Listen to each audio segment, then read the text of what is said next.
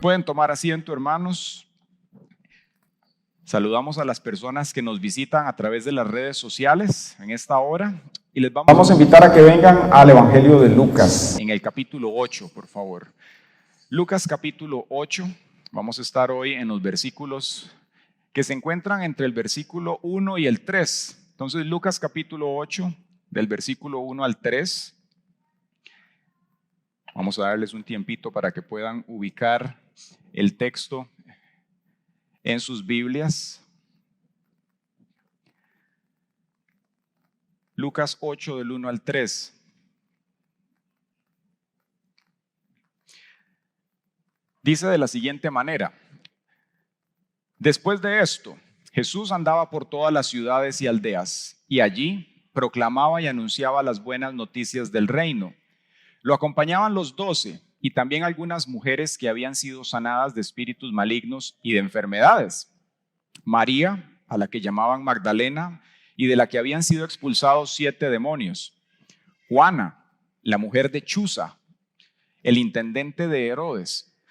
Susana y muchas otras que los atendían con sus propios recursos. Muy bien, el texto del día de hoy es un texto corto, son solamente 3 versículos, pero por corto que sea, no le falta contenido, no le falta sustancia. De hecho, cuando lo vemos, nos damos cuenta que es una conexión de lo que está terminando en el capítulo 7. Y es importante que veamos, antes de enfocarnos en lo específico del texto, lo general que Lucas se proponía transmitir, no solamente con este capítulo, sino con el libro de Lucas y con la totalidad del tratado de Lucas Hechos. Hemos mencionado en semanas anteriores que Lucas no fue uno de los discípulos o apóstoles presenciales que trabajaron con Jesús. Y es algo interesante anotar y entender. Lucas era un médico de profesión. Y cuando Lucas escribe este evangelio, pues lo hace desde una perspectiva, sabemos, de historiador. Y él, como todo historiador o persona que desarrolla literatura, lo hace con un objetivo. Así como cualquier arte en la vida, sea una película, sea un libro, un periodista escribe con un público meta, una audiencia. ¿Cuál era entonces la audiencia o el público al cual Lucas apuntaba?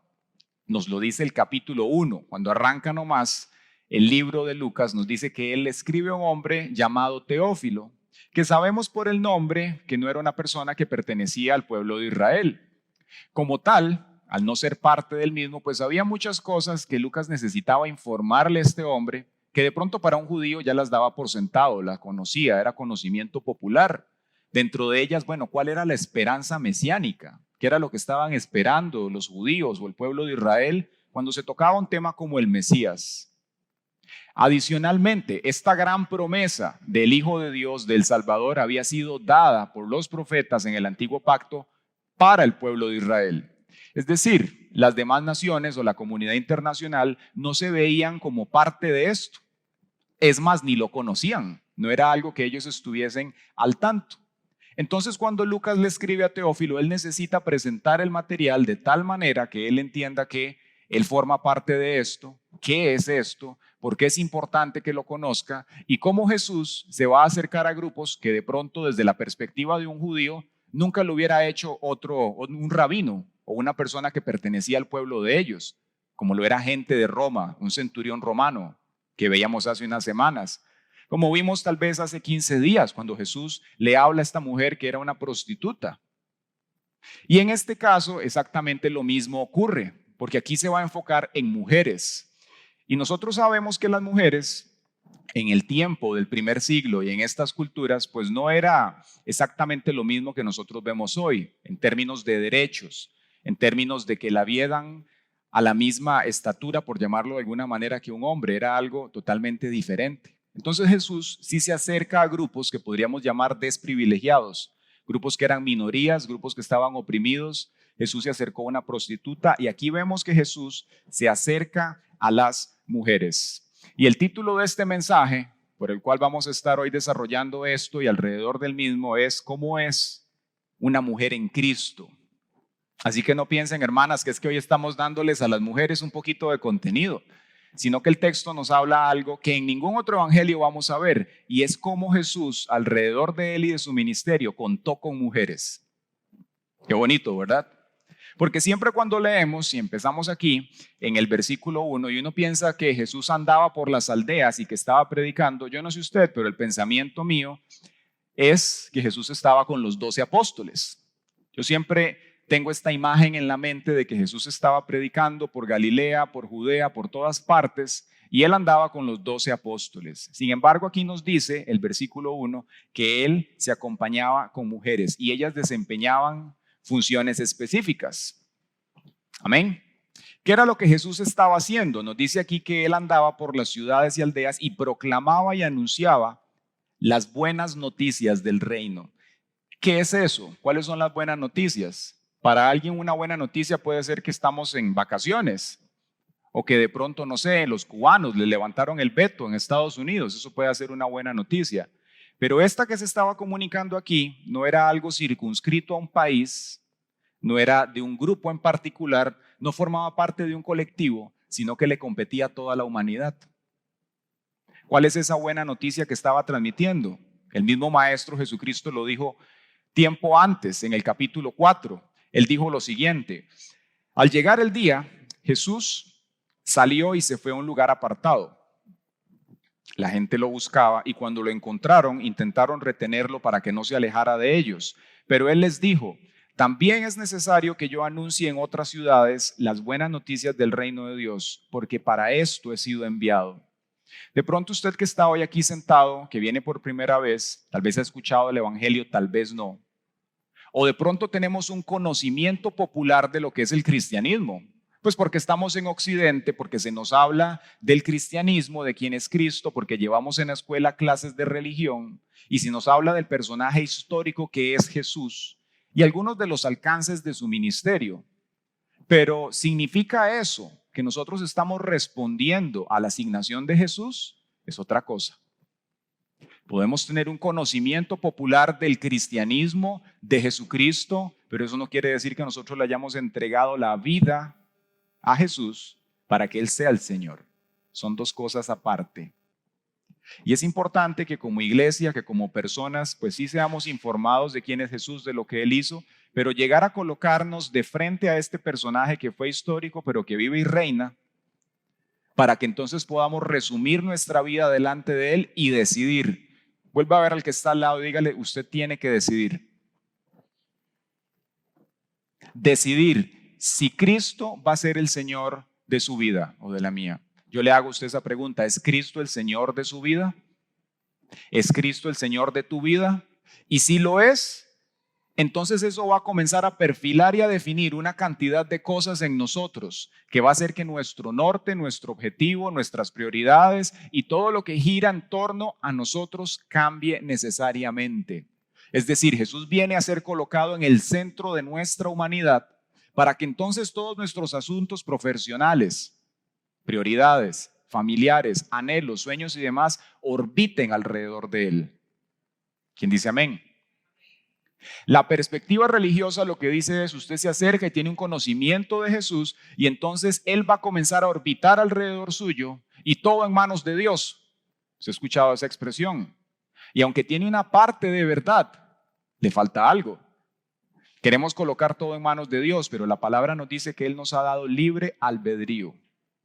Entonces, si bien colocamos todo en manos de Dios en términos de oración, por cuanto tienes libre albedrío, tienes que decidir si vas a obedecer, si vas a hacer lo que Dios quiere que hagas, si vas a ir al frente, si vas a poner tu mano en el arado y no la vas a quitar de allí, sino que te vas a mantener en lo que el Señor quiere, si vas a ser el hombre o la mujer que el Señor quiere que tú seas. Amén. Entonces, las buenas noticias del reino que Jesús comunica para la humanidad de manera amplia, vinculante para cada uno de nosotros, es que, yo no sé si usted lo sabía, pero la palabra dice que por cuanto todos pecaron, estaban destituidos de la gloria de Dios. Quiere decir que sobre nosotros había una sentencia y sobre la humanidad hay una sentencia. ¿Y eso a qué nos expone? ¿Cuáles son los riesgos alrededor de esto? Que si una persona parte sin haber entregado su vida al Señor, ¿a qué se refiere con parte, pastor? ¿Parte el pastel o parte qué? Si una persona muere sin Cristo, hay una eternidad que va a tener que afrontar. Y nosotros como hijos de Dios tenemos la responsabilidad sí de responder, pero también de comunicar esto a otras personas. ¿Usted sabía que Cristo murió por usted? ¿Hay alguien que le amó? ¿Hay alguien que dio su vida por usted y que en esta tierra no estamos simplemente para tener éxito, diría alguien, y que todo nos vaya bonito, sino que hay algo en esta vida más importante que todo eso? Esa es la razón por la cual estamos aquí. Entonces las buenas nuevas de Jesús, de manera condensada, podríamos pensarlo, llevaban este mensaje. Este era el derrotero. Jesús decía: el reino de los cielos se ha acercado, en todo lugar en donde él se movía. Nos dice que Jesús hacía esto, dice que proclamaba y anunciaba las buenas noticias del reino de Dios. Pero hay algo más que es en lo cual nos vamos a concentrar el día de hoy, que es la dinámica, la logística y las condiciones del ministerio de Jesús. Es decir, cómo es que Jesús desempeñaba lo que desempeñaba. Y también cuál es el uso adecuado del ministerio, aún de los recursos económicos, nos habla aquí, para que esa extensión del reino se dé. Dice entonces el versículo 2, lo acompañaban los dos. Perfecto. Y también algunas mujeres que habían sido sanadas de espíritus malignos y de enfermedades. Y nos habla aquí de 3 casos. Nos dice María, la que llamaban Magdalena. Ahora bien, hay personas que han pensado, han de pronto concluido que esta María es la mujer del capítulo 7 finales, que era una mujer de la calle, pero no es esta. Hay personas que dicen que esta María es la que andaba llorando y por eso le llaman la Magdalena, pero en realidad esa descripción de Magdalena no tiene que ver con esto, ni con lo anterior. Magdalena significa que ella pertenecía a un pueblo del sur de Nazaret que se llamaba Magdala. Entonces María Magdalena era de este lugar. Y vamos a ver cómo las 3 tenían características interesantes. Nos dice que esta mujer, María Magdalena, dice que de ella habían sido sacados 7 demonios. Entonces no era una prostituta, pero tenía sus problemitas, ¿verdad? Y no se ríe, hermanos, todos tenemos problemitas. Todos tenemos nuestras cosas. Esta mujer le habían sacado 7 demonios. Algunos hacen unos ojos así, como ¿qué es eso? Un demonio. Bueno, eso es como una gripe, digamos, espiritual. Es algo que aqueja a la persona, es algo que le acompaña, que le oprime, que le lleva a hacer cosas que la persona no quiere. De pronto un pecado en particular que le desgasta espiritualmente, psicológicamente, hasta físicamente. No nos dice la escritura de qué categoría eran estos demonios, pero dice que Jesús le había liberado de 7. Y ella comienza a seguir a Jesús. Y algo interesante que Lucas hace, a diferencia de los demás expositores de los otros evangelios, es que él presenta a las mujeres en su rol ministerial, como ellas lo hicieron. Porque Lucas se va a cuidar en hablar cómo Jesús sí interactuó con gentiles y con grupos minoritarios, de los cuales las mujeres eran uno de ellos. Tanto así, y vamos a ver cómo Jesús verdaderamente coloca a la mujer en el lugar en el cual él la quiere, que vemos que cuando Jesús resucita, la primera persona que lo vio resucitar fue una mujer, y fue ella, María Magdalena. Nos habla en el Evangelio de Juan capítulo 21, dice lo siguiente: el primer día de la semana, muy temprano, cuando todavía estaba oscuro, María Magdalena fue al sepulcro y vio que la piedra del sepulcro había sido quitada.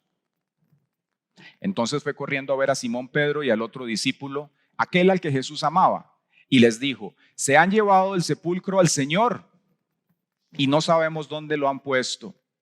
Jesús le dijo: mujer, ¿por qué lloras? ¿A quién buscas?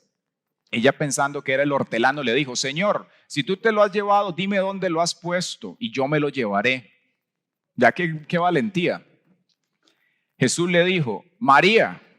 Entonces ella se volvió y le dijo en hebreo: Raboní, que quiere decir maestro. Qué impresionante, porque pensemos por un momento, no sabemos cuántos años caminó María Magdalena con Jesús, pero de la experiencia acumulativa que ella tuvo con este hombre, de verlo sanar personas, liberar gente, que sacó de ella 7 demonios, de su corazón la primera palabra que brotó cuando lo vio resucitar, que tuvo que haber sido un impacto, no fue hey Jesús, sino fue maestro. Y me parece muy lindo, porque cuando nosotros pensamos en un maestro, de pronto en nuestros días el contexto y la dinámica es muy diferente del maestro de aquellos días. Un maestro nosotros hoy lo concebimos en un aula, llegamos, hablamos con él por un asunto particular, profesional, chao. Pero los maestros en aquel tiempo eran maestros no solamente de una asignatura, en este caso la palabra, sino eran maestros de vida también. Y era gente que marcaba a una persona.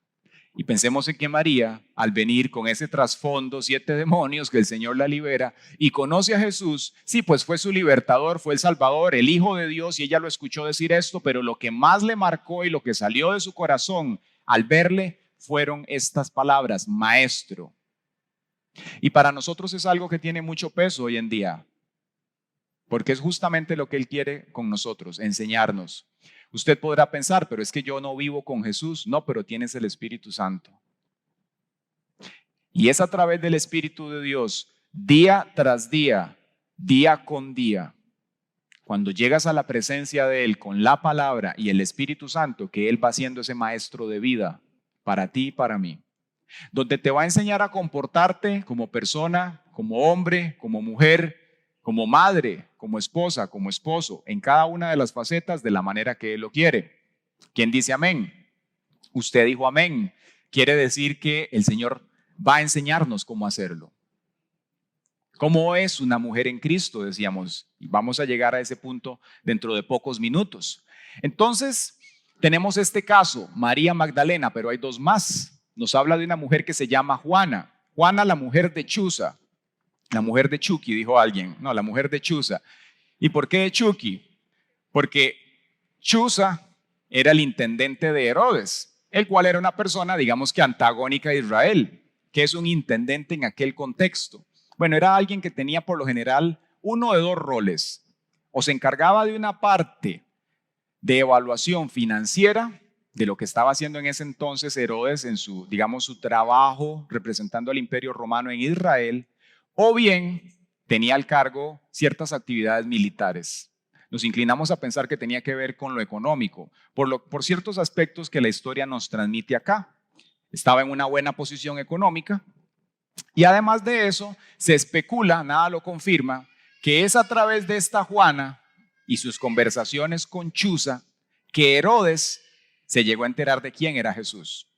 Como vamos a ver más adelante, el momento en el cual Herodes se percata que había matado a Juan el Bautista, pero que había un maestro que continuaba enseñando y le llegaban a él informes. Bueno, se especula que fue a través de Chuza, por medio de Juana, que él se enteró de lo que estaba pasando. Juana entonces se vuelve una discípula de Jesús. No sabemos Chuza cuál era su condición espiritual, pero sabemos que no le estorbaba y que además contribuía para el ministerio, porque Juana era de las personas que aportaba económicamente para el ministerio de Jesús.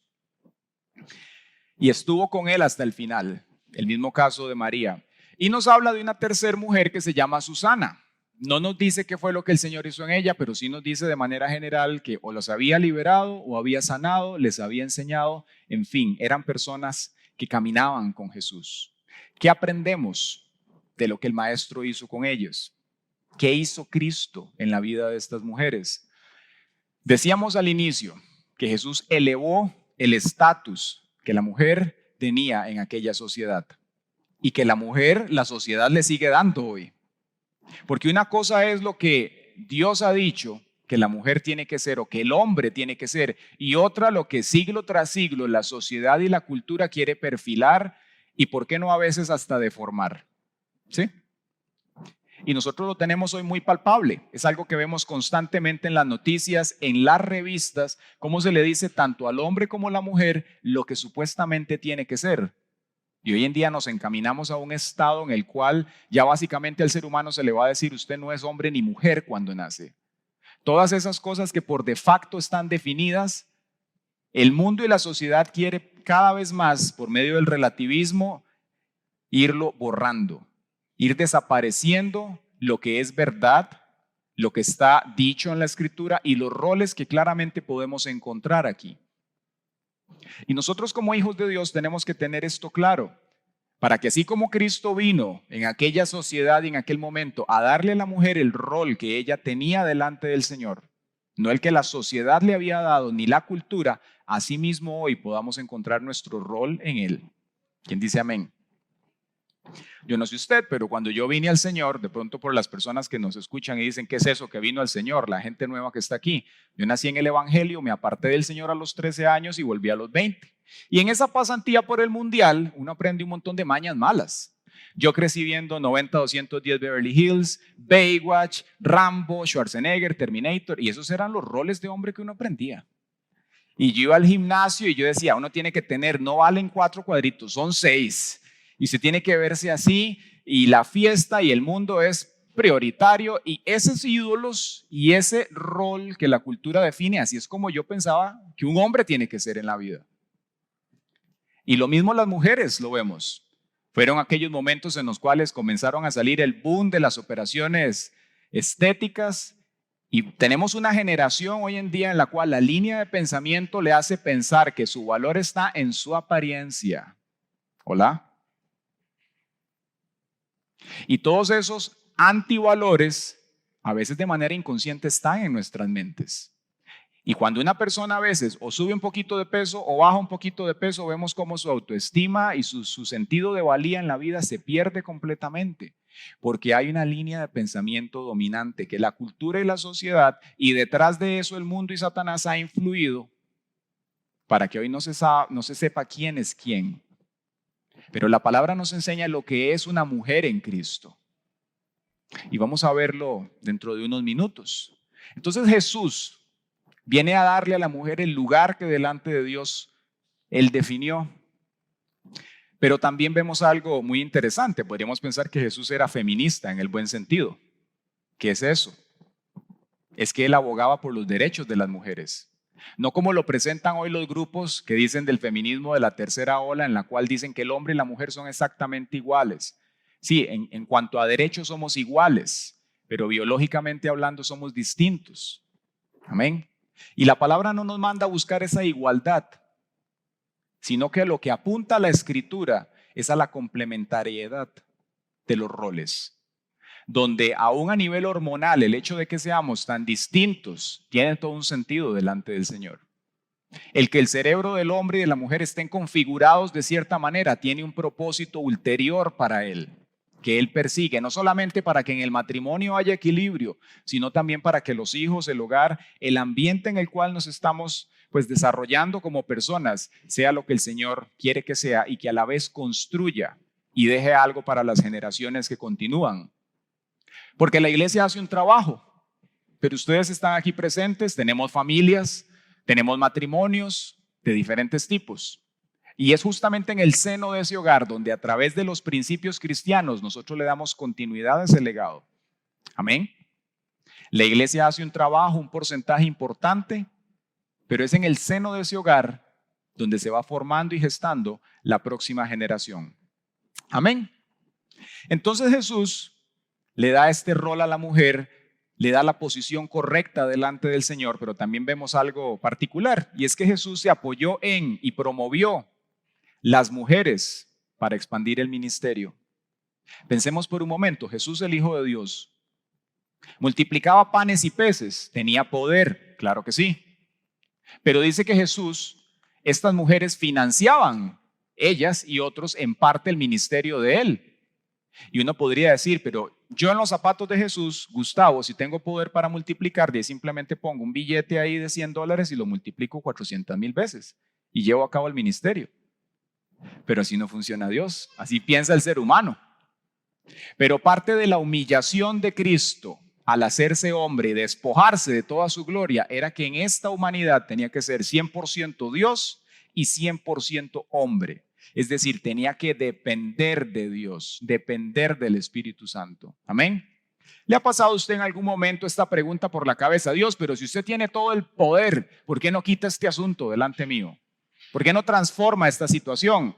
Porque Él quiere que aprendamos a depender de Él en medio de. Y muchas veces glorificarse en las situaciones por medio de lo que Él hace en nuestras vidas primero.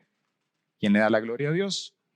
Entonces Jesús no era que simplemente iba a tener siempre todo lo que tenía y sobreabundante, sino que el Señor aún proveyó a través de mujeres para que este ministerio fuera expandido. No proveyó todo sobrenaturalmente. Dios, siendo Dios, escogió trabajar a través de personas.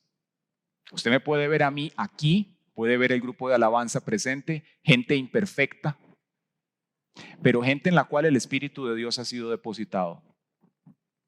Gente que usted la puede ver y va a decir, mira, ese se peinó mal, se amarró mal los zapatos, tiene un ojo gacho, diría alguien. No, es una broma. Pero con todas nuestras imperfecciones, Dios trabaja a través de hombres y de mujeres y lo seguirá haciendo. Y nosotros tenemos que aprender a conocer eso. Porque es muy fácil mirar las debilidades en el cuerpo. Hoy en día el cuerpo de Cristo. Pero tenemos que aprender a soportar esas debilidades. Esas áreas que de pronto están siendo trabajadas. Jesús entonces se apoya en mujeres para hacer lo que tiene que hacer. Y un tercer aspecto aquí interesante, y es que Jesús enseñó que no es la cultura la que dicta lo que una persona es, sino lo que Él dice. Y esto lo conectamos con lo que decíamos antes. Hoy llegamos al Señor, lo aceptamos como nuestro Salvador, amén, eso es una parte. Pero la segunda es lo que María Magdalena dijo, Maestro. Quiere decir que cuando aceptas a Jesús como tu Salvador, como el Señor, Él va a empezar a fungir en tu vida un rol de maestro, de formador. Alguien que te va a enseñar a pensar, va a ser tu entrenador, va a ser tu psicólogo, te va a asistir en un montón de cosas. ¿Y cuál es la cita? ¿Dónde llego yo para que Dios me transforme? Uno es el culto, pero el primordial es tu tiempo a diario con Dios. Allí es donde usted va a llegar y no piense que Jesús se va a escandalizar de algo que usted esté pensando o que le esté pasando. Usted puede venir y decirle, vea Jesús, tengo este gran enojo delante de mi corazón. Vea Jesús, no soporto este cónyuge. Vea Jesús, estoy que boto el tapón con esto. Él lo sabe. Pero ¿por qué tenemos que hacerlo nosotros?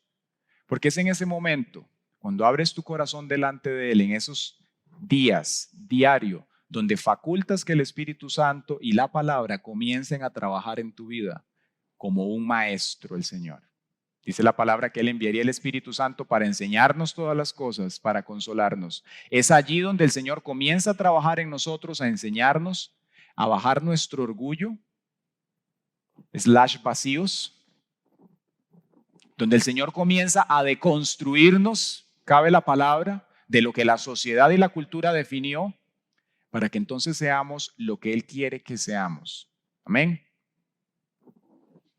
Todavía no hemos entrado en la parte de la mujer, pero esto le aplica a todos nosotros. Es la puerta de entrada a través de la cual el Señor construye en nuestra vida.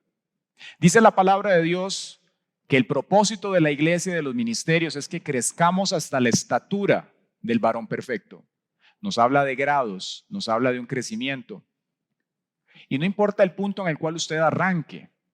La cuestión aquí es que en ese tiempo diario con Dios podamos llegar con nuestro corazón y nuestra mente abiertas para que Él vaya construyendo y edificando lo que quiere que seamos como personas, como profesionales, como atletas, como esposos, en todas las áreas de nuestra vida. Entonces no es la cultura la que dicta cómo debe comportarse un hombre y en este caso una mujer, sino que es el Señor. Amén. Ahora bien, ¿qué nos dice la Biblia de estas mujeres? Ya vimos un poco. Vemos que fueron bendecidas por Él, unas con liberación, otras con sanidad. Aprendieron y se dejaron enseñar por el Señor. Son dos cosas diferentes. Usted puede ir donde un nutricionista y él le va a decir, vea, por su constitución corporal, por su genética, esto es lo que a usted le conviene comer. Usted puede ir donde un psicólogo y le va a decir, por su historial de vida, esto es lo que usted tiene. Puede ir donde un médico y le va a decir, esto es lo que a usted le conviene hacer para que tenga calidad de vida. Podemos venir entonces delante del Señor y Él nos va a decir, estos son los principios espirituales para que te vaya bien. De ahí en adelante, todo está en manos de Dios, una parte. La otra es lo que a mí me corresponde. Amén. Yo tengo que comenzar a responder a lo que Él me enseña para que entonces haya un cambio. Estas mujeres aprendieron, sí, pero se dejaron enseñar por el Señor. Es muy diferente. Dígale usted allí al Espíritu Santo, Señor, ayúdame para yo dejarme enseñar. Y yo tengo un espíritu enseñable, Dios. que no tenga simplemente una mente informada, sino que haya una transformación en mi corazón y en todo mi ser. ¿Quién dice amén? Otro aspecto aquí, como mujeres, comenzamos ya a introducirnos, es que estas mujeres influyeron en sus familias. ¿Cómo lo sabemos? Solo por el caso de Juana tenemos ya un referente.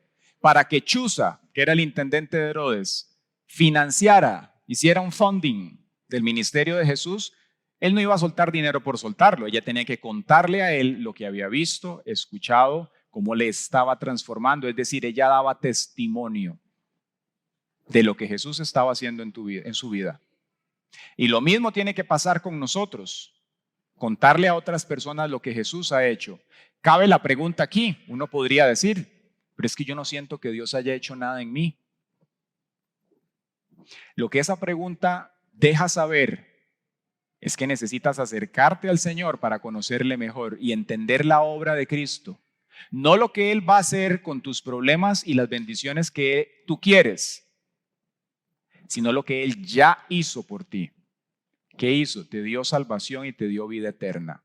Y eso es suficiente. Amén. Eso es suficiente. De allí en adelante, todo lo demás, ¿sabe cómo le llama la palabra? Añadiduras. Amén.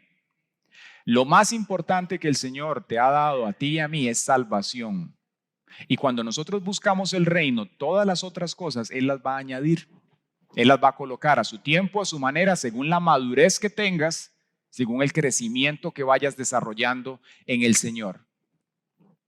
Podemos ver adicionalmente que estas mujeres influyeron en sus familias, sí, pero que también sirvieron y que había un deseo de servir, pero ese deseo de servir no es algo por un activismo. Estas mujeres comienzan a servir verdaderamente como una respuesta a esa gracia que habían recibido. Es decir, como una muestra de gratitud de lo que el Señor había hecho. Y es así, en parte, como nosotros tenemos que responder cuando le servimos al Señor.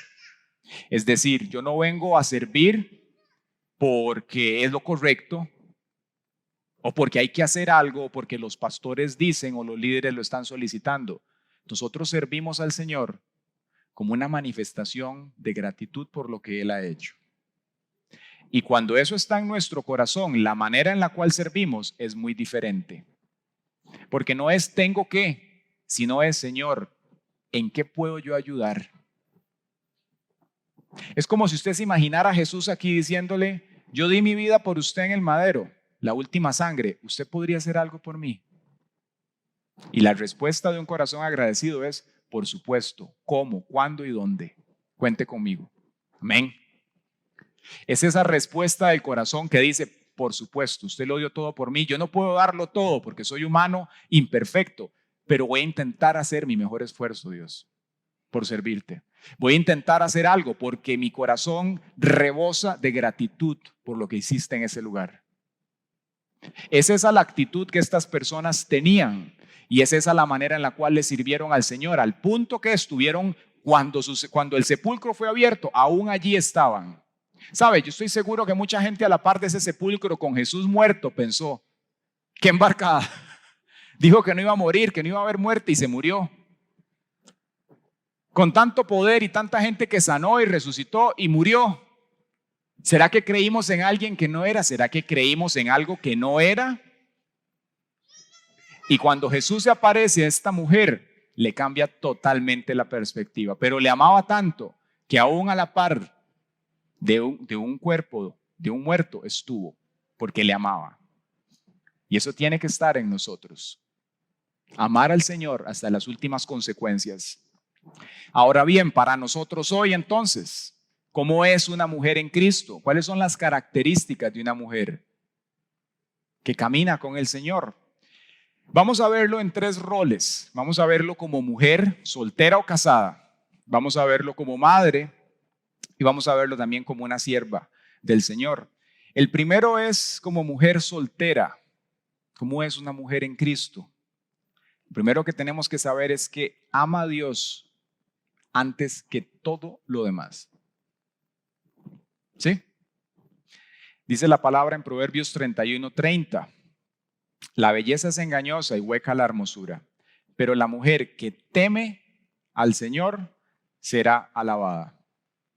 Pongamos esto en contraposición con lo que dice la cultura, donde la mujer vale por lo que es, por su apariencia, por cómo se ve, por cómo se conduce. Pero aquí nos dice que la mujer que recibe el elogio de parte del Señor es la mujer que teme a Dios. Amén. Quiere decir que no importa cómo te sientas, mujer, cuando te paras en el espejo.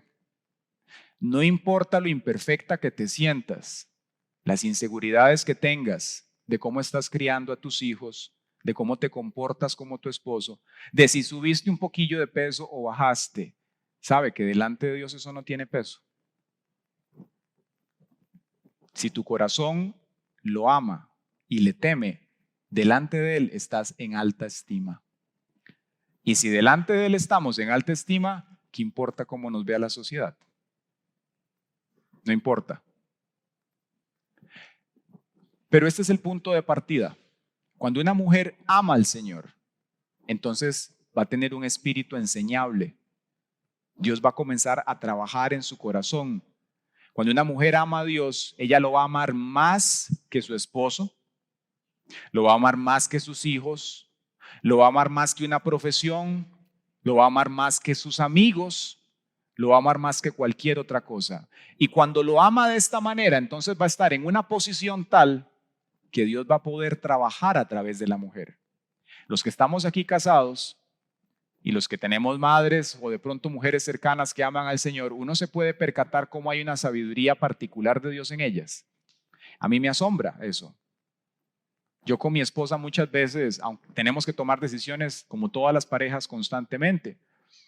Y hemos visto cómo, yo he visto cómo, cuando tengo que tomar una decisión o tenemos que, hacemos todo un análisis y siempre lo consulto con ella, de 100 las decisiones que hay que tomar. Y he visto muchas veces cómo el Espíritu Santo en la mujer coloca sabiduría para tomar decisiones. Vamos a ver dentro de unos minutos cómo esto no contradice el que el hombre sea autoridad. Y esto en contraposición con el concepto de la sujeción. Porque no es que el hombre es el que tiene que decidir todo, sino que trabajan de manera complementaria. Dios le da a la mujer una sabiduría particular, pero esto es a la mujer en Cristo, a la mujer que ama al Señor, a la mujer que se somete a Él, no a toda persona que anda allá afuera, porque como humanidad que tenemos todos, nos dice que tenemos una naturaleza humana caída y esa naturaleza no necesariamente va a buscar las cosas que agradan al Señor. Usted puede pensarse tal vez muy astuto, muy astuta, pero eso no quiere decir que delante del Señor sea lo más sabio. Cuando le amamos a Él, producto de ese temor, entonces vamos a tener una perspectiva de vida distinta y objetiva, que nos va a ayudar a poder influir en nuestras familias, en nuestros cónyuges y en todo lo que esté en nuestro radar de la mejor manera. Un segundo atributo es que una mujer en Cristo practica la modestia. Nos dice el Proverbios 31:30 lo siguiente: la belleza es engañosa, entonces. Dice, hueca la hermosura. Y nos habla en las epístolas que la mujer tiene que vestirse con modestia. Ahora bien, como decía hace unos minutos, yo crecí en el Evangelio. Y cuando uno tiene tiempo de estar en el Evangelio, uno se ha expuesto a diferentes cosas. Usted ha visto que la iglesia a veces tiene como diferentes estilos, podemos llamarlo de una manera, sin ahondar en temas de doctrina ni nada. Pero hay iglesias que de pronto han estado un poco expuestas a algo que se llama legalismo, que es algo bien feo, bien aburrido, que no se sabe marcar una diferencia entre pautas culturales que fueron dadas hace siglos con la evolución de la verdad de Dios a nuestros días hoy. Y entonces eso afecta en temas como la vestimenta, el lenguaje, el comportamiento, etc. Entonces yo me acuerdo que yo jovencillo, yo veía iglesias legalistas y veía a las mujeres que se vestían con esos vestidos así, que les comenzaba como debajo de la barbilla hasta abajo y les pegaba hasta el suelo, y yo, así como tipo la guerra de las galaxias, el atuendo, ¿verdad? Y yo decía, qué aburrido, yo jamás de la vida me involucraría con una de esas. Qué aburrido. Y cuando uno no conoce del Señor ni de los caminos de Él y ve esas cosas, uno piensa que eso es ser cristiano. Y no tiene nada que ver una cosa con la otra, es un legalismo. Ahora, el problema es cuando la iglesia, al margen de esto, comienza más bien a adquirir las maneras, el estilo negativo que en la sociedad se podría dibujar. Es decir, usted puede ver una pasarela, usted puede ver una pasarela del mejor diseñador y usted se va a encontrar cosas modestas, cosas decentes y cosas que rayan en lo vulgar, que no debe ser. No tiene nada de malo que como mujer usted practique el que quiera vestirse bien de una manera correcta. Otra cosa es cuando eso de pronto te expone de una manera negativa. La palabra nos manda a vestir con modestia, decimos. Entonces esto es parte de lo que una mujer en Cristo debe tener, vestir con modestia, que no tiene que ver con legalismo, tiene que ver con que vistas de una manera que honre al Señor, que honre a tu esposo también, a tu familia, no de una manera vulgar. Vestir de la manera apropiada, entendiendo algo, que es porque una mujer muchas veces se va a vestir de una manera inapropiada o digamos vulgar, porque no ha conocido dónde está su valor, sino que está tan atenta y dependiente a que su valor se lo dé la sociedad o se lo den los hombres, que entonces constantemente se va a exhibir para ver de qué forma puede llamar la atención. Pero ¿sabe qué es lo lindo? Que la persona que más te ama y el más importante tiene toda tu atención. Y no va en la forma en la cual te vistes, sino en cómo tu corazón es. Y cuando tu corazón ama al Señor y teme a Él, usted puede andar con un estañón encima o puede estar sin nada, que usted se va a sentir totalmente valiosa delante del Señor. Amén. Como madre, ¿cómo es una mujer en Cristo? El primer aspecto es que educa a sus hijos conforme a la verdad de la palabra. Dice 2 de Timoteo 1:5, pues me viene a la memoria la fe sincera que hay en ti, hablándole Pablo a Timoteo, la cual habitó primero en tu abuela Loida y en tu madre Eunice, y estoy seguro que habita en ti también. Este es el primer texto, pero quiero que veamos este está también en Proverbios 31. Es la introducción de este famoso proverbio y es la madre de un rey que le está hablando. Este rey se llamaba Lemuel y le dice lo siguiente, dice, palabras proféticas del rey Lemuel que su madre le enseñó. ¿Qué puedo decirte, hijo mío? ¿Qué puedo decirte, hijo de mis entrañas? ¿Qué puedo decirte? Respuesta de mis oraciones. Que no entregues tu vigor a las mujeres, ni vayas por caminos que destruyen a los reyes. Lemuel, hijo mío, no está bien que los reyes beban vino, ni que los príncipes beban sidra, no sea que por beber se olviden de la ley y tuerzan el derecho de todos los afligidos. Pongamos esto en contexto para pasar a la enseñanza. No está mal que usted tome vino. La enseñanza bíblica es no se embriaguen. Pero en el caso de los reyes, que eran personas que tenían que tomar decisiones constantemente, había un consejo en la escritura que era que no se embriagaran. ¿Por qué? Porque en su función de rey, ellos tenían que tomar muchas veces decisiones importantes a nivel legal, económico, político y militar. Entonces, esta mujer le está hablando a un hombre que es rey, entiéndase un hombre hecho y derecho, un hombre maduro, y lo está corrigiendo.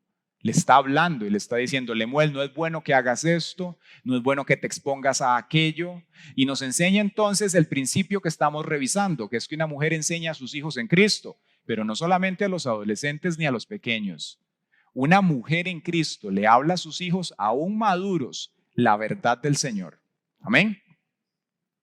Con todo el respeto, como vemos esta mujer aquí hablándole, si usted tiene un hijo mayor o una hija mayor que usted ve que no está tomando una buena decisión, usted de parte del Señor tiene el privilegio y la responsabilidad de acercarse y decirle, hijo mío, hija de mis entrañas o hijo de mis entrañas, eso que estás haciendo como que no te va bien. No porque yo lo diga, sino porque la palabra enseña esto. Y quisiéramos que evites estas consecuencias. Amén. Un padre, una madre que estamos viendo acá en Cristo, le habla a sus hijos, no solamente a los que están bajo su tutela, aún a los que ya sean mayores de edad, les enseña de parte del Señor cómo tienen que ser. ¿Y sabe qué hace esto? Indirectamente deja un legado. Y no sabemos de qué manera una madre que tal vez se está dedicando hoy a educar a sus hijos y a formarlos. No sabemos en qué manera y cuál es el alcance de cómo esa función que esa mujer hizo por años en la vida de esa persona, años después va a impactar al mundo entero. ¿Quién fue la madre de Adolfo Hitler? ¿Quién fue la madre de los principales terroristas de este planeta?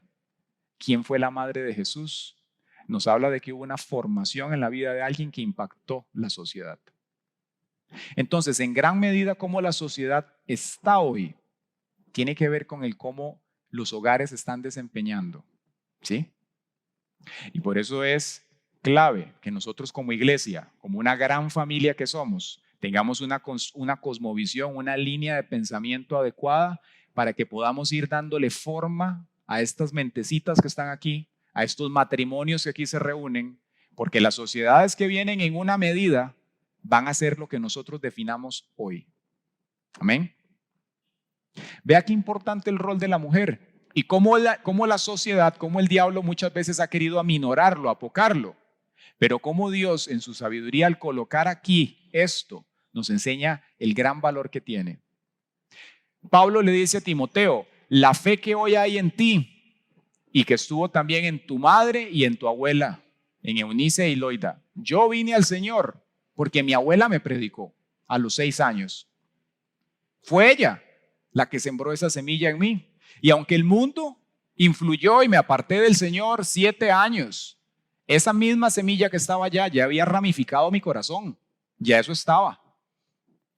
Y aunque pasó de todo, el Señor con su misericordia hizo que esa palabra brotara y diera un fruto y que pudiese volver un día al Señor. ¿Cómo estás sembrando el evangelio en tus hijos? ¿Cómo los estás formando? Qué gran privilegio nos da el Señor de poder transformar una generación entera y poder traerla a Él. ¿Y sabe por qué esto es valioso? Porque estamos en una sociedad hoy en día que critica esto, critica el rol de la maternidad. El año pasado, una periodista argentina muy famosa, se llama Mina Bonino, quedó embarazada de un hombre que es jugador en el Real Madrid y hizo un comentario que me llamó mucho la atención. Quedando embarazada, dijo, la maternidad es una M, y complete usted los puntos que siguen.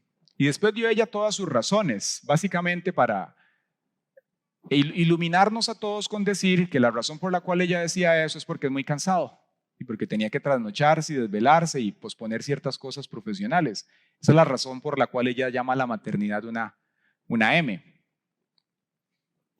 Pero cuando nos damos cuenta verdaderamente lo que significa delante de Dios la maternidad, solamente podemos darle gracias y gloria a Él.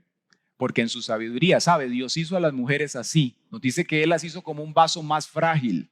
Y yo no sé usted si se ha percatado, pero uno como hombre, psicológicamente hablando, los hombres estamos hechos para trabajar por tareas y en una cosa, enfocados. Pero las mujeres usted las ve que están en 7,000 cosas al mismo tiempo. Y le están hablando a uno de algo y están viendo a los hijos y están en esto y se preocupan de cómo aquella persona sonrió y le vieron los ojos a aquella y vio que estaba triste. Ellas tienen esa gran capacidad porque Dios las ha hecho para estar muy conectadas con sus emociones, con las personas, son más relacionales necesariamente y mayoritariamente las mujeres que los hombres. Y nosotros como varones tenemos que entender eso. Esa diferencia de género y cómo Dios lo utiliza para ir construyendo lo que Él quiere en cada uno de nosotros, en nuestras familias y en la sociedad también. Amén. ¿Qué más podemos decir de una mujer en Cristo como madre? Es esforzada. Aquí mismo, Proverbios 31:13 dice, sale en busca de lana y de lino y afanosa los trabaja con sus manos. Se asemeja a una nave de mercaderes que de muy lejos trae sus provisiones. Aún durante la noche se levanta para dar de comer a su familia y asignar a las criadas sus deberes. Aún durante la noche, dice. O sea, es una mujer que constantemente usted ve en ella esfuerzo.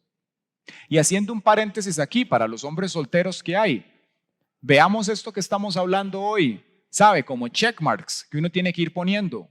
Cuando vas allá afuera y estás orando por esa mujer, esa doncella que Dios va a traer a tu vida. La belleza es engañosa, nos dice la palabra. Pero hay una serie de atributos que vemos aquí en una mujer que cuando está en Cristo es alguien de peso. Es una persona que necesariamente impacta y transforma los lugares donde se encuentra. Y por eso nosotros como hombres, le hablo a los solteros, es importante que usted evalúe más allá de los looks y cómo la ves y si te diviertes con ella. Evalúa que la mujer tenga estas características y preocúpese usted también por estar delante del Señor como Él quiere que esté. Porque Dios no le va a dar a usted una mujer en Cristo valiosísima cuando usted está en una posición que no. El Señor va a querer que se construyan familias sólidas como Él lo quiere. Cerramos ese paréntesis. Como esposa, ¿cómo es una mujer en Cristo? Es humilde y se somete a su esposo. ¿Qué dice la Escritura? Cultiven entre ustedes la mutua sumisión en el temor de Dios. Ustedes las casadas honren a sus propios esposos como honran al Señor. Aquí hay una pauta importante, ¿cómo honran al Señor? Veámoslo como descripción y veámoslo como pregunta, ¿cómo honras al Señor? Porque el esposo es cabeza de la mujer, así como Cristo es cabeza de la iglesia, la cual es su cuerpo y Él es su Salvador. Así como la iglesia honra a Cristo, así también las casadas deben honrar a sus esposos en todo. Esposos, amen a sus esposas, así como Cristo amó a la iglesia y se entregó a sí mismo por ella, para santificarla. ¿Qué nos enseña esto? Un concepto que popularmente no es muy popular, la sumisión. Uno lo escucha y cuando uno está en consejerías y habla de la sumisión, uno ve que tanto el hombre como la mujer levantan una ceja, ¿verdad? Dicen, ¿qué es eso y cómo se come la sumisión? No nos gusta. Y no es un aspecto de género solamente. Al ser humano no le gusta la sumisión. Y podemos entender muchas veces el dolor colectivo que hay en las mujeres cuando se habla de este tema. Porque vivimos en medio de una sociedad todavía machista y en la cual ha habido muchos abusos, aún a lo interno de la iglesia, por malas enseñanzas. ¿De qué y hasta dónde una mujer tiene que aguantar en un matrimonio? Y aún fuera del marco de iglesia, a nivel de sociedad, vivimos en sociedades machistas. Entonces hay un resentimiento generalizado en muchas mujeres cuando se habla de la sumisión al hombre. Y sobre todo cuando se habla de un hombre que no se está sometiendo al Señor. Es complicado. Ahora bien, el tema hoy no es hablar de la convivencia a lo interno de un matrimonio. Habla tiempo para hablar de eso y en las reuniones de matrimonio se habla. Aquí estamos hablando de la mujer, porque es lo que el texto nos habla. ¿Cómo es la sumisión? Primero definamos qué es sumisión, porque lo entendemos de una manera, pero es eso lo que la palabra dice. ¿Qué es sumisión delante de la Escritura? Viene de una palabra griega que se pronuncia upotazo. Y es interesante porque es una palabra compuesta de dos frases. Una que significa alineamiento y la otra significa posición bajo autoridad. Quiere decir que dentro de la perspectiva de Dios, cuando se habla de sumisión, no se trata de que yo voy a hacer lo que Él dice de manera simplista. Cuando se habla de sumisión, bíblicamente hablando, nos está hablando de un alineamiento y de un colocarse debajo de una autoridad. Pero ¿debajo de quién y por qué me estoy colocando? Una cosa es colocarse debajo de un gobierno de hombres y otra cosa es colocarse debajo del gobierno del Rey de Reyes y Señor de Señores. Es muy diferente. Cuando en un hogar se establece esta alineación y usted coloca a Cristo como el cabeza de la familia, entonces la mujer le es muy sencillo someterse al varón. ¿Por qué? Porque ella en un sentido descarga su responsabilidad en decir lo que pase aquí es responsabilidad suya. Haga usted lo que le corresponde y el hombre tendrá que rendirle cuentas al Señor. Él tiene que someterse al Señor. Hay una propensión en la mujer cuando no está en Cristo de querer controlar las cosas. Lo vemos desde la caída de Adán y Eva, es parte de su naturaleza. Pero cuando la mujer entiende el papel que el Señor se le ha puesto fácil en un sentido de la sumisión y de cómo el Señor respalda esa posición, es diferente. Entonces la sumisión es colocarse en un alineamiento, es una posición bajo autoridad, es reconocimiento de una estructura ordenada. Amén. Delante del Señor hay una forma, hay una estructura, hay un andamiaje, hay una entidad a la cual debe mostrarse respeto. Es reconocer la autoridad de una persona en una materia. Se trata de servicio y no de poder. Y me parece muy interesante porque cuando uno habla de sumisión, a veces se tiende a pensar como en rangos. Él es mayor que la mujer. No, no es mayor que la mujer. El hombre y la mujer son exactamente iguales. No se trata de que él tenga autoridad sobre la mujer. Se trata de una posición complementaria en la cual el hombre debe servir a su casa, tiene que servir al Señor, y la mujer sirve al varón y al hogar también. No es de que él gobierna sobre ella, es una posición de servicio, de complemento el uno al otro.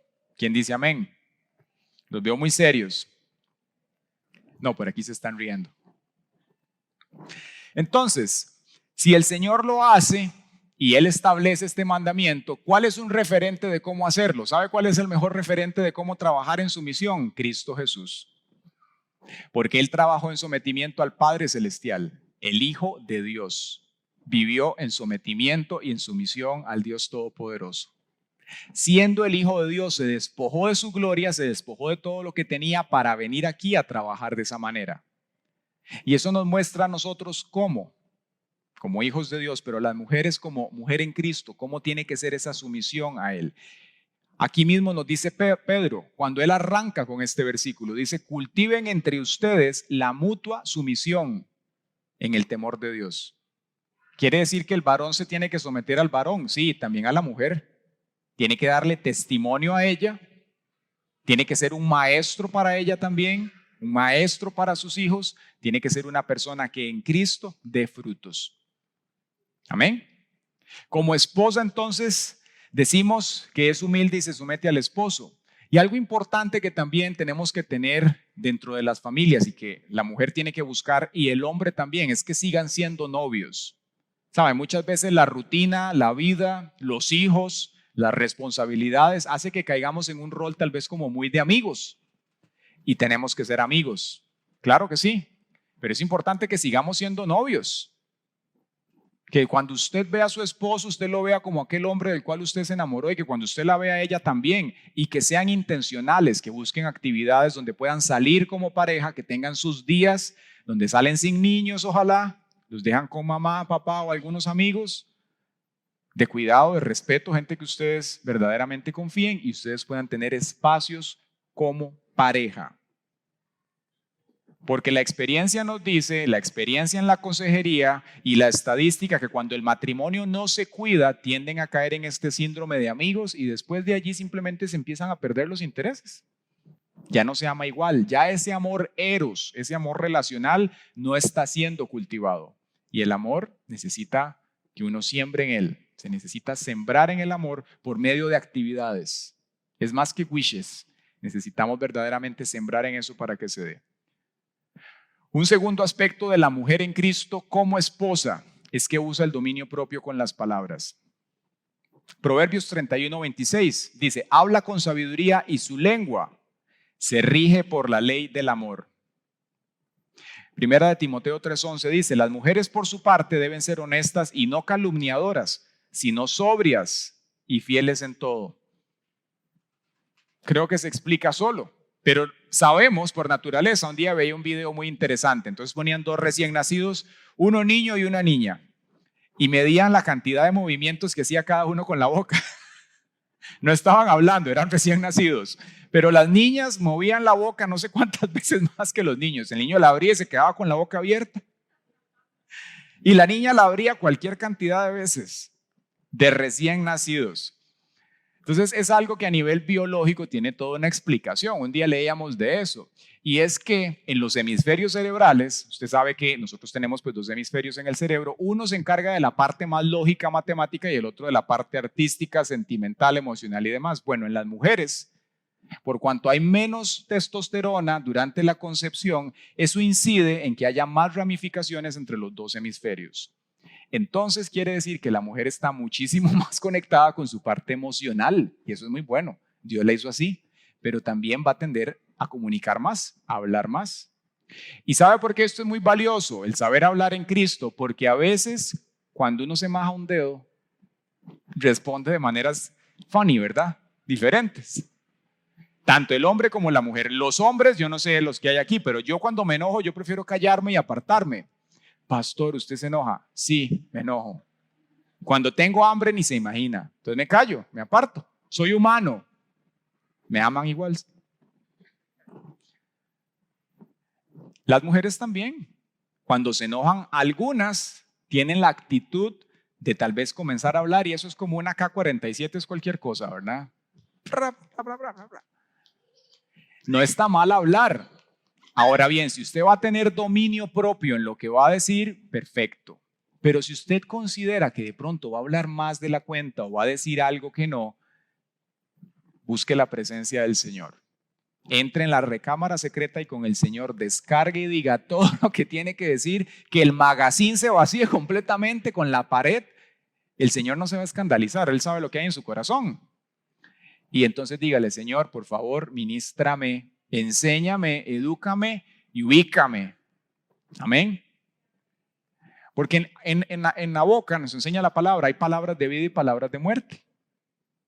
Y por medio de eso usted puede dañar a sus hijos, su matrimonio, a usted misma, diciendo cosas que no tiene que decir.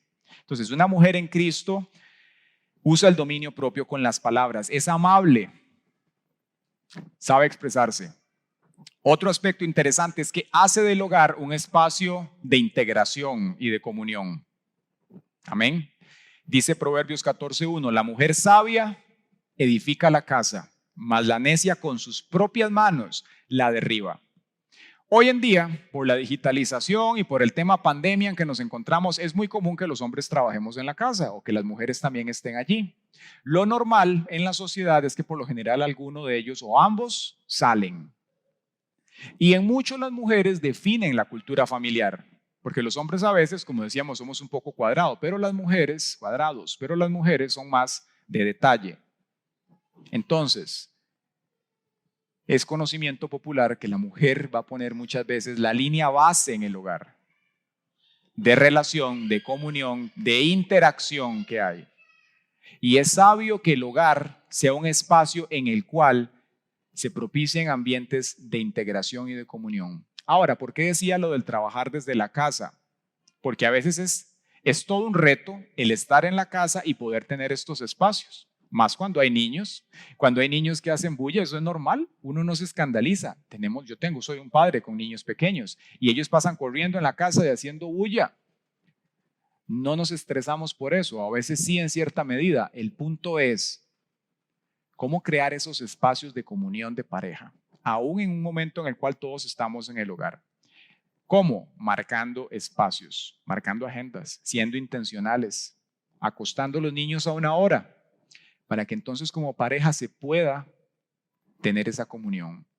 Evitar ese síndrome de vivir y convivir nada más, sino seguir siendo pareja. Que se puedan comunicar, que puedan sentir, que puedas hacerle esa pregunta a ella, le hablo a los varones, ¿cómo está tu corazón? ¿Sí? Es una práctica que nosotros en el matrimonio, ya tenemos más de 10 años para la gloria del Señor de matrimonio, pero que lo empezamos desde el día 1. Constantemente, obvio, no todos los días, pero constantemente. ¿Cómo está su corazón? ¿Qué hay allí adentro? Y usted me podrá decir, pastor, pero si yo hago eso es como abrir el tubo. No importa. ¿Sabe? Hágalo frecuentemente para que no se llene demasiado el tanque. Y que entonces ella le pueda decir, mira, es que me siento molesta por esto, o me siento muy bien, o yo quisiera que hagamos esto. Y es a partir de allí, en ese punto, donde podemos comenzar a construir. Amén. Queremos que nuestros matrimonios sean lo que Dios quiere que sea. Sí, todo está en manos de Dios. Una parte está en manos de Dios, la otra está en nuestras manos. Él nos informa y ahora nos corresponde a nosotros hacer lo demás. Crear espacios de integración, de comunión, en los cuales se pueda comunicar de manera amable, inteligente, objetiva, lo que se tiene que decir. Siguiente, una mujer en Cristo, y este es importante, se mantiene firme en Dios, aun si su esposo no, y deja a Dios hacer. ¿Sí? Hemos visto parejas en las cuales tal vez el hombre está en Cristo y la mujer no. Y hemos visto lo contrario también, un caso en el cual tal vez una mujer sí está en el Señor o lo está buscando y el hombre está apartado. Ahora, No importa si su cónyuge se aparta, lo que usted tiene que hacer es permanecer firme en Cristo. Y a veces para la mujer eso es complicado porque al ser el hombre cabeza, el hombre influye mucho sobre la mujer. ¿Qué tiene que hacer una mujer en Cristo si el hombre se aparta del Señor? Mantenerse firme. Y aun si su esposo hace algo que no agrada al Señor, mantenerse en él, porque eso va a influir tarde o temprano. Dice Primera de Pedro 3:1, así también ustedes las esposas respeten a sus esposos, a fin de que los que no creen en la palabra puedan ser ganados más por la conducta de ustedes que por sus propias que por sus palabras, cuando ellos vean su conducta casta y respetuosa. Una vez escuché un caso de una pareja que ella estaba buscando al Señor y él estaba como así. Y entonces él la invitaba a ella a que fueran a lugares que no tenían que ir. Y después a esta pareja le costó muchísimo que ambos pudieran venir porque él le achacaba a ella que ella lo acompañaba a él a los lugares que no debía ir. Y que cuál era esa clase de testimonio de ella como cristiana. Vea qué serio. Nos dice aquí la palabra, sean ganados más por la conducta de ustedes que por sus palabras. Quiere decir que usted le puede decir, busquemos al Señor, congreguémonos, hagamos esto que es lo correcto, pero si su conducta y su testimonio no es el que tiene que ser, se está socavando el trabajo. Necesitamos más bien que por medio del testimonio, ¿sí?, de la oración y de lo que ese hombre vaya viendo en usted, el carácter cristiano, ¿qué es eso? El carácter de Cristo en ella, entonces él diga, lo que yo tengo aquí vale más que cualquier cosa que me ofrecen afuera. ¿Sí? Cuando uno como hombre ve a Cristo en la esposa, a Cristo en una mujer, uno se va enamorando de eso. Eso es valiosísimo, porque uno sabe que allá afuera hay de todo. Y usted puede encontrar de todo allá afuera, pero no se encuentra en cualquier lugar una mujer que ame a Cristo. ¿Sí? Así que varones, si ustedes tienen una mujer que ama al Señor, valórenla, cuídenla, ámenla. Y tenemos que amarla como Cristo amó a la iglesia, que dio su vida por ella. Y mujeres, si ustedes tienen un hombre que tal vez hoy no está en Cristo, que con su conducta ustedes puedan seguir en el Señor y eventualmente Dios hará en la vida de ese hombre o lo quitará, porque así es él también. Si ese hombre persiste en no buscar del Señor, la Biblia dice que el creyente no está sujeto a esclavitud. Dios sabrá el momento en el cual ese corazón no está y no va a estar y él lo quitará. Pero qué alegría, qué gozo si por medio de su testimonio Dios hace que esa persona venga y se convierta. Y lo mismo, del mismo modo en el sentido contrario, dijo Miss Colombia, ¿no? Sí. Como sierva de Dios, ¿cómo es una mujer en Cristo? Tiene un corazón servicial. Dice que cuente con un testimonio de buenas obras, como haber criado hijos, practicado la hospitalidad, lavado los pies de los santos, socorrido a los afligidos y practicado toda buena obra. Aquí describe 3 áreas de ministerio el apóstol: hacia creyentes, hacia personas en necesidad y en buenas obras. Ahora, cuando uno escucha buenas obras, cuando yo estaba chiquitillo yo me imaginaba como montando un orfanato. O sea, no tiene que ser algo tan grande las buenas obras. Puede ser algo tan sencillo como un talento que usted tiene que lo pone al servicio de las personas. Hay mujeres que tienen capacidades impresionantes, desde manualidades hasta capacidades de organización, que uno dice, wow, y estas mujeres vemos cómo estaban sirviéndole al Señor, de lo que tenían a su alcance. Y fue eso, parte de la plataforma ministerial que hizo que el ministerio del Mesías se extendiera. Muy valioso. Una mujer en Cristo está dispuesta a servir y muestra hospitalidad. Nos dice Hechos 16:4. Entre las que nos oían estaba una mujer llamada Lidia, que vendía telas de púrpura en la ciudad de Tiatira. Lidia adoraba a Dios y el Señor tocó su corazón para que diera cabida a lo que Pablo decía. ¿Qué pasó? Cuando ella y su familia fueron bautizadas, suplicante nos dijo, si ustedes consideran que soy fiel al Señor, vengan a mi casa y hospédense allí. Y nos sentimos obligados a quedarnos allí. Vemos cómo esta mujer Lidia, ante el evangelio y lo que el Señor había hecho, buscaba de qué maneras servir y era hospitalaria. Los hombres no necesariamente somos hospitalarios. Cuando llega un amigo a la casa, o sea, yo no siempre le voy a ofrecer agua, son cosas que las mujeres a veces como que les brotan, pero uno es como, mira, llegó, ¿qué? ¿Todo bien? Y ya, y listo, y salimos y nos vamos. Las mujeres son por naturaleza, muchas, son hospitalarias. Y esto es algo que vemos aquí, que la Escritura lo reconoce en esta mujer, y es algo bueno. Ahora, no se trata de ser hospitalario porque sí. Es la comunión que hay detrás de esto y lo que puede habilitarse detrás de una conexión, de una relación como estas, en la cual esa mujer podría influir, que es la idea que nos transmite aquí Tito 2:3, dice: asimismo las ancianas deben ser reverentes en su porte y maestras del bien, no calumniadoras ni esclavas del vino. Deben enseñar a las mujeres más jóvenes a amar a sus maridos y a sus hijos, a ser prudentes, castas, cuidadosas de su casa, buenas y sujetas a sus maridos, para que la palabra de Dios no sea blasfemada. Ahora, la mayoría de mujeres que están aquí podrán decir, bueno, pero esto es a las ancianas, a mí no me corresponde. Siempre hay alguien menor que uno.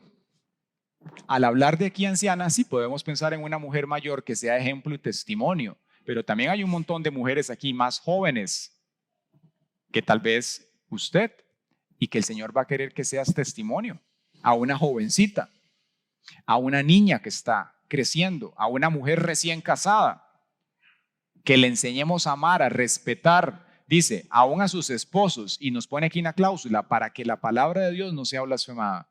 ¿Qué quiere decir eso? Que cuando la sociedad vea la convivencia que tiene un matrimonio cristiano, diga, mira, esa gente es diferente. Hay respeto entre ellos. Se tratan de una manera amable, cordial, sana, respetuosa, inteligente. Porque no intentamos ver en qué creen estas personas. Porque no es normal hoy en día eso en la sociedad. Caso contrario sería, mira, son cristianos y se tratan como perros y gatos. Como que no funciona mucho eso del cristianismo, ¿cierto? Eso es que la palabra de Dios no sea blasfemada. Entonces, vemos cómo el rol de una mujer en Cristo pues es sumamente valioso. Cómo puede construir no solamente ella, sino construir su hogar, a sus hijos, el matrimonio, y cómo de manera final va a impactar la sociedad también. Amén. Excelente. Entonces vamos a orar, hermanos, pongámonos sobre nuestros pies. Aquí terminamos con el mensaje.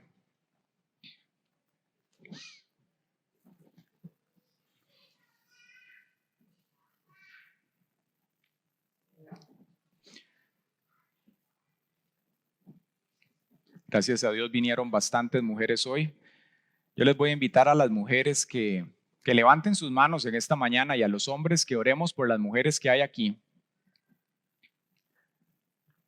Puedo decir como un hombre casado con una mujer en Cristo que es una bendición que la esposa esté en el Señor. Y aquí hay un montón de mujeres jóvenes y mujeres que están viniendo al Señor, que le están conociendo. Y sabe, Dios quiere que cada una de las que están aquí sigan siendo lo que Él ha formado. Así que vamos a orar por las mujeres que están en esta mañana aquí presentes, por las que Dios va a traer, para que Dios siga haciendo en sus vidas. Yo le voy a invitar a las mujeres que están aquí a que abran su corazón en esta mañana delante del Señor. Si algo de lo que aquí se ha hablado ha tocado su corazón, o usted dice, no, la verdad a mí me falta bastante para llegar ahí, no pasa nada. Este es el día de salvación, dice la Escritura. Si usted está aquí hoy, está escuchando este mensaje, este es el punto de partida y Dios te toma desde allí y comienza a construir.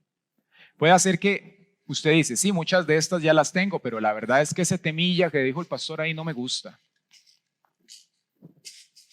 Es el momento de que lo rindamos delante de Él y que entonces puedas verte como el Señor te mira, puedas amarte como el Señor te ama, entiendas dónde está tu valor, que no está en una apariencia ni en lo que la cultura o la sociedad define, sino en lo que el Señor ha dicho. Que aprendas a rendir tus inseguridades delante de Él. Muchas madres nos han dicho a nosotros, es que yo no sé si soy una buena madre. Yo no estoy segura de que esté educando a mis hijos como tiene que ser. Yo le invito a que en esta hora usted rinda eso delante del Señor, esa inseguridad, y la cambie. ¿Sabe por qué? Porque no importa que usted no se sienta segura. Si usted hace lo que la palabra de Dios le enseña, es sobre eso que usted puede colocar su seguridad. Porque Él no miente ni se arrepiente, dice la Escritura.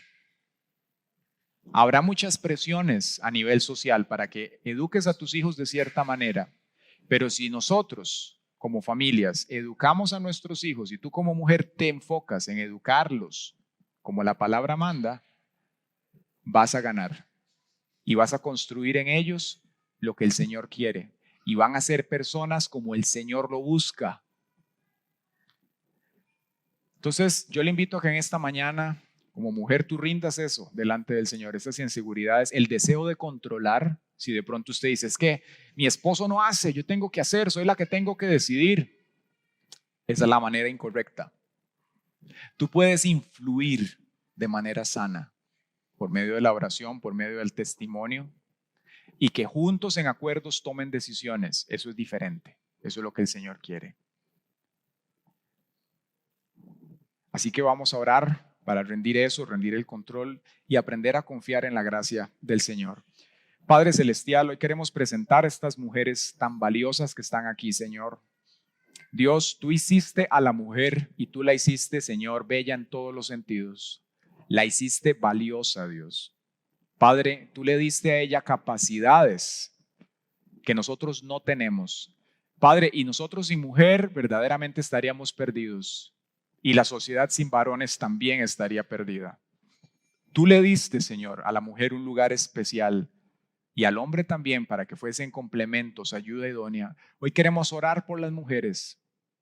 Padre, para que tú las protejas, para que tú guardes las mujeres de esta congregación, las que están, las que vas a traer también. Guarda, Señor, desde las jovencitas solteras que están aquí hasta las mujeres ya ancianas, Señor. A cada una de las que hay, guárdalas. Queremos pedirte, Señor, que tú configures los corazones de ellas. Señor, que tú las sanes, Dios, de esas heridas que como sociedad, que como iglesia, como género ellas tienen, donde muchas tienen temor de someterse a un hombre por los malos ejemplos que han visto allá afuera y de pronto hasta por el mal ejemplo que tienen en su casa, Dios. Hoy queremos pedirte que tú sanes esos corazones. Señor, y si aquí hay matrimonios que han sido dañados, tal vez por un machismo, por un feminismo, Señor, inadecuado, tú vengas a darles el rol a los hogares correctos. Señor, que donde ha habido irrespeto, tú traigas amor, cordialidad, amabilidad. Señor, que donde ha habido agresión, Padre, tú traigas sanidad. Hoy oramos para que tú construyas a las mujeres de esta iglesia, así como hiciste, Señor, en Susana, en Juana, en María, Magdalena, Padre. Que sean mujeres, Dios, que sirvan para la expansión de tu reino. Tú le has dado a la mujer un lugar valioso, Dios. Fue la mujer la primera que te vio resucitar. Fueron las mujeres las que dieron este anuncio. Y son las mujeres hoy muchas veces las que llevan, Señor, la carga en sus hogares. Hoy queremos pedirte que tú las fortalezcas. Señor, que tú las edifiques, las levantes, las animes. Señor, que tú te lleves tal vez las lágrimas que hay por las situaciones que hayan pasado difíciles, que tú seas hoy marido, esposo para ellas, que tú las consueles y las levantes, Padre, en el nombre de Jesús. Y oramos también, Señor, por los esposos, por los hombres, para que seamos, Señor, hombres que las honren, que las edifiquen, que las respeten, Señor. Oramos para que tú restaures ese sacerdocio en el nombre de Jesús, ese liderazgo sano, que no es, Señor, dominar, sino que es, Padre, verdaderamente dirigir con sabiduría, con amor y respeto los hogares en el nombre de Jesús. Te damos gracias, Señor, por esta mañana. Te agradecemos, Señor, por las mujeres y te pedimos, Señor, que nos ayudes para que como iglesia el modelaje de los matrimonios que aquí hay, del cómo nos comportamos en nuestras individualidades, Señor, verdaderamente te glorifique en todo lo que hacemos, Padre. En el nombre de Jesús de Nazaret te lo pedimos, Señor, y te damos gracias por este día, Señor, en el nombre de Jesús. Amén.